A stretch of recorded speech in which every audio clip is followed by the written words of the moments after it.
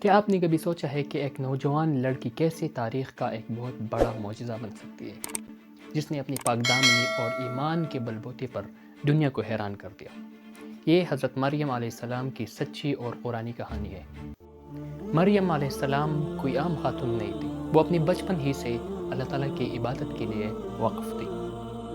اپنے چچا حضرت زکریہ علیہ السلام کی نگرانی میں وہ مسجد کے حرم میں پلی بڑھی اور وہ اپنے دنوں کو عبادت میں گزارتی تھی۔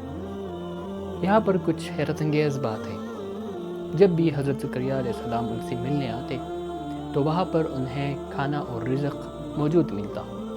حضرت زکریہ علیہ السلام نے ان سے پوچھا کہ یہ کہاں سے آتا ہے، تو ان کا صرف سادہ سا جواب تھا کہ یہ اللہ کی طرف سے آتا ہے۔ لیکن ان کی زندگی ایک غیر معمولی موڑ لینے والی تھی۔ جب ایک دن وہ خلوت میں تھی اور حضرت جبرائیل علیہ السلام ایک انسان کی شکل میں ان کے پاس آئے، وہ بہت خوفزدہ ہو گئی، لیکن حضرت جبرائیل علیہ السلام نے ان سے فرمایا کہ میں تمہارے رب کی طرف سے بھیجا گیا ہوں تاکہ تمہیں ایک پاکیزہ لڑکے کی خوشخبری دے سکوں۔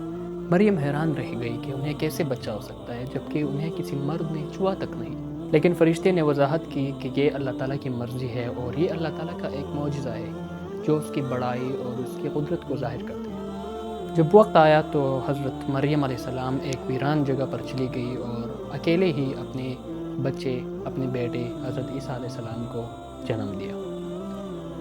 وہ بہت زیادہ پریشان تھی اور اپنی پریشانی میں انہوں نے کہا کہ کاش وہ اس سے پہلے مر جاتی، لیکن اللہ تعالیٰ نے انہیں تسلی دی اور انہیں ایک پانی کا چشمہ عطا کیا اور ایک کھجور کا درخت جسے ہلا کر وہ تازہ کھجوریں حاصل کر سکتی تھی۔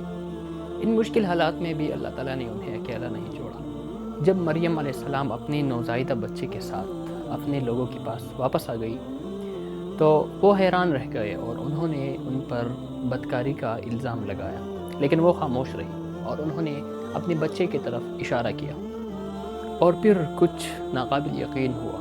حضرت عیسیٰ علیہ السلام نے ننھے ہو کر بھی گہوارے سے بولنا شروع کر دیا اور انہوں نے فرمایا کہ میں اللہ تعالیٰ کا بندہ ہوں، میں اللہ کی طرف سے بھیجا گیا ہوں، اس نے مجھے کتاب عطا کیا ہے اور میں اس کا نبی ہوں۔